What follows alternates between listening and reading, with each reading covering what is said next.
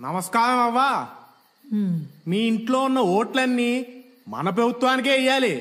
నేను తప్ప మా ఇంట్లో ఎవరూ మిగల్లేదయ్యా. ఓన్లే మిగిలిన ఒక్కోటైనా సరే నాకే ఇయ్యాలి. నువ్వు ముందుసారి ఒక్క ఛాన్స్ అంటే ఇంటెలు 10 ఓట్లు మీకే వేశాం. మద్యపాన నిషేధం అని పిచ్చి ముందో పురుగుల ముందో అమ్మారు.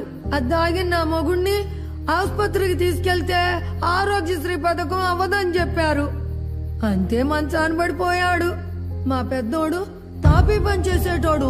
ఈ ప్రభుత్వం ఇసుకను ఆపేస్తే పని లేక పని కోసం పక్క రాష్ట్రానికి వెళ్ళాడు. ఇంతవరకు జాడే లేదు. మా చిన్నోడు వ్యవసాయం చేసేటోడు. ఏ పంట వేయాలో ఈ ప్రభుత్వమే చెప్పి ధర స్థిరీకరణ అని గిట్టుబాటు ధర లేకుండా చేస్తే అప్పులు పాలై ఊరేసుకుని చచ్చిపోయాడు. అయినా కొడుకు పోతే బీమా వస్తుంది అవ్వా.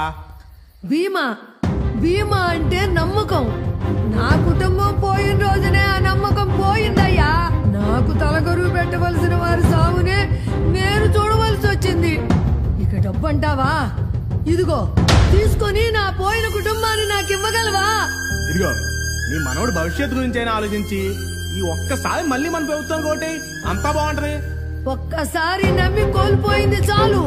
భవిష్యత్తు తరాలు